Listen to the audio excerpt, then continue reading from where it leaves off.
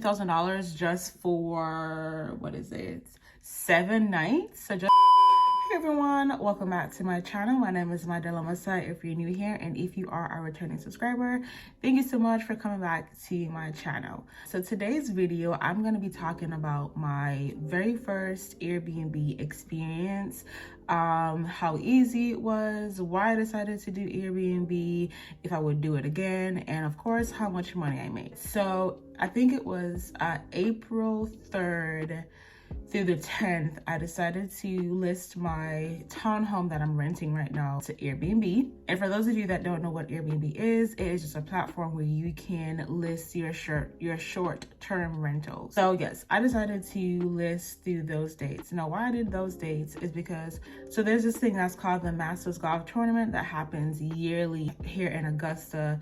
And usually there's a ton of people that rent their homes out, their primary homes out, their rentals, their short-term rentals out for the Masters because of how much money you can make. So it can range from like a 1-bedroom, 1-bath going for like $200 a night to if you have like a 6-bedroom home, and it could be like $2,000 a night. So you could make a good ton of money if you rent your home out for the Masters. And I was aware of this. Last year, I remember like hearing like how much money people can make. And I was like, this year, like next year, 2023, I'm gonna definitely rent for the Masters. And I did that. I was hoping to own my own rental property by now, but it didn't work out that way. But I still decided to ask my landlord if she was okay with me subleasing. So if you don't own your property, if you're renting like myself, I would say check your lease. If it says anything about subleasing or like not subleasing, then obviously you can't sublease unless you ask the person. But if it doesn't mention subleasing, I think like here in Georgia, if you don't mention subleasing, like you can't do it, then you know it's pretty much you can, because they didn't mention it. Anyways, so I asked her because in my contract it said don't sublease unless you have permission from the landlord. So I contacted her, and so it's her and her mom that owns this place, and they told me that, you know, they'd be more comfortable if I wrote up a sublease. So I've never written a sublease agreement before, but I'm a realtor, so it wasn't too hard. I just like Googled and picked apart little parts to put into my sublease agreement. I wrote that up, sent it to her, and she had like a few little critiques just so that there was no liability on her end or my end if anybody did any damage to the property. So I did that. That didn't take me too long. It probably took me like a day or two, but because I had like some work to do and other things that, you know, was going on.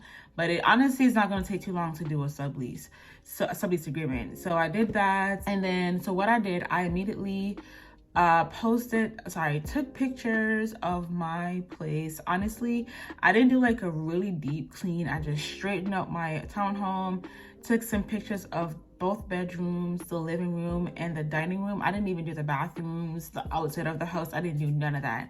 And the reason why I didn't do it, or didn't feel like it wasn't like a complete necessity, is because I know that when it comes to the Masters tournaments, every single body is looking for a place to stay. It's like in high demand.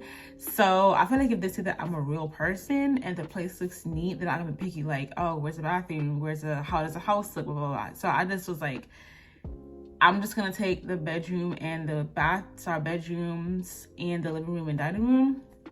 When I can get the bathrooms cleaned up, then I was gonna add it. So I listed it, I don't remember what day I listed it.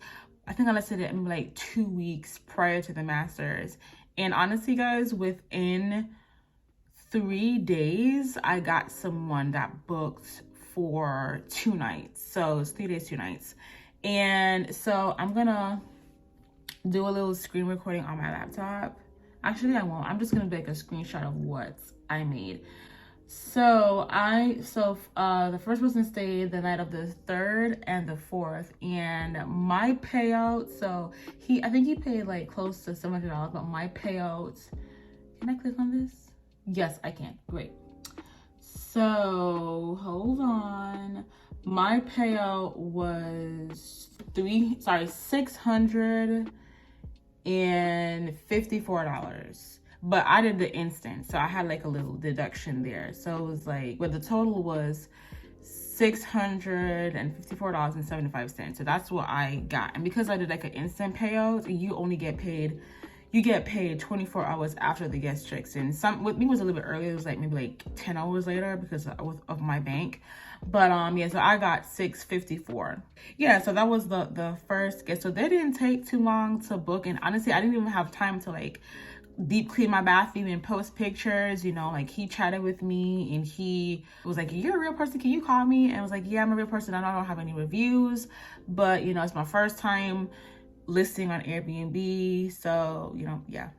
And honestly, what I did for my nightly rate was I did $315 for my nightly rate. And the reason why I didn't do like the standard 400 or whatever is because my place isn't like nice and bougie whatever. It's just like basic. It's just like a basic. You got your bed, you got your TVs, you got your couches, you know what I'm saying? It's just like basic. It's not like what I saw, like compared to other people's homes. They could charge at like $400 to $500 for the 2-bedroom, 2-bath because their place is like everything's brand new, everything's shiny and crisp and clean because, you know, it's their rental property. This is just my regular home. So, you know, so I charged $315 a night.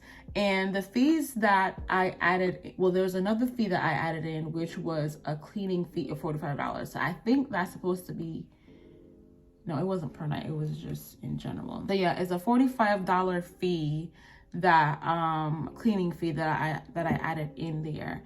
And I put that it was gonna be non-refundable. So because it was non-refundable, I think they took out like 10%. I didn't honestly care that they took out 10% because one, I'm brand new, so they could see that they're gonna have a discount, like a discounted rate.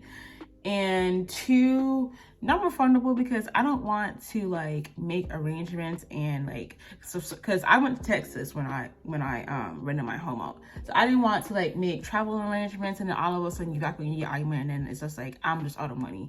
So that was me securing securing the money that I was gonna make. So I did do the non-refundable. So the second guest, they stayed for 5 nights. It was, hold on, let me hit the breakdown.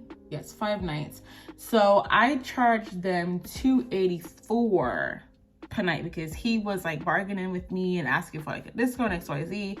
So I did lower the price so that I can, you know, at least get someone to book that length of time. And then that would have been the majority because I only made the 3rd to the 10th available because I know that's pretty much the time that people were going to be here in Augusta for the Masters. And obviously I'm not doing this like full time. I carved those days out and I was hoping to get every single day booked out, and I did. So I was like, well, since he's going to be booking out for 5 nights total, which is the entirety of the time that I wanted to rent out, I, you know, lowered the price, and he, you know, booked like right away. After me lowering the price for him, he paid a total of almost $1,900, and my payout was $1,418.62. And like I said, I did the instance, I gave money right away, and like 1.5% came out of that. So overall, I made like a little over $2,000 just for, what is it, 7 nights. So just for a week, I made $2,000 in a week. And the process overall was fairly easy. It was easy to list. It was easy to do my description. I got someone to rent pretty quickly, and honestly it's because it was in high demand. And I got paid pretty quickly, but that was because I did the instant fee. I don't know what it is if you decide to wait the 7 days. I guess depending on your bank, it might come quicker than 7 days or not. But I didn't want to wait that long. I had bills to pay, so I just, you know, paid the little 1.5%. And yeah, so it was a pretty pleasant experience. The guests that I had, they left the place spotless. Everything was clean. Besides there being like some trash in the trash bin and like water bottles left on the kitchen counter, which were all packed neatly, like nicely. I didn't have any, like they didn't do anything. As far as I can see, they didn't steal anything. Like nothing is missing, nothing is damaged. So glory be to God, I had some pretty decent guests. Everyone was respectful, on time, and lenient with me, because honestly, I underestimated how much work I had to put into like clean my apartment, my townhouse. And 2 times the guests came earlier than I thought they were gonna come. And I was like, can you just give me 2 more seconds? I'm just like rearranging some stuff. And everybody was like so understanding. So everybody was nice. And I honestly don't have any complaints. Would I do it again? Yes, I do. I guess I will do it again. So I'm gonna be going to visit my sister again for her birthday. So I'm probably gonna go ahead and list my townhome for, you know, rent, I guess, on Airbnb for those days. I mean, if you can make some money, like, why not? So I'm gonna try that again. And then this is just me like dipping my foot into my short-term rental pool, I guess, because I do want to do short-term rentals in the future when I can't afford it. And so yeah, this is just me like filling it out to see, like, you know, how it's gonna, you know, how it's gonna be, how it's gonna go. I had a really good experience, you guys. So honestly, if you want to get into doing Airbnb and you don't have a way, you don't have like a rental property, check out your lease, see if it says anything about subleasing. If they don't, you can sublease. At least that's how it is in Georgia, I think. And if they do, just talk to your landlord. They may be pretty lenient, and tell them that you would do a sublease, saying that if there's any damage done to the property, you will, you know, our liability is on the subtenants. Let them sign it, like show it to the landlord, just so that they can be more comfortable about you subleasing the property. And also see if there's any concerts in your city around that time. See if there's like any big games that's in your city around that time, because times like that, when it's like in high demand, or, you know, like where people are really traveling to that area, then I would say, you know, it was the best time, because it's high demand, especially if you're brand new. So because there's a demand, you're more likely to get someone to sublease your property on Airbnb. Like I said, it only took me 3 days or 2 days for me to get my first person, and then shortly after that, the other person booked. Why? Because they needed a place to stay.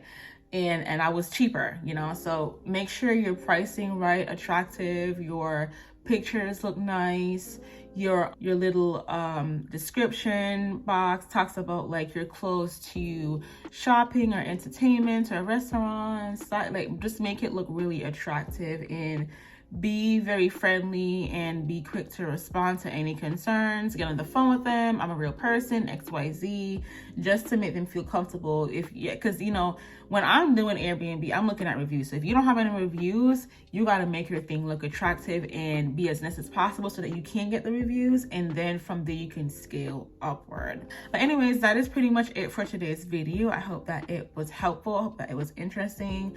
And if you were thinking about doing Airbnb, I think you should, because honestly, it was a pretty stress-free, easy, straightforward experience.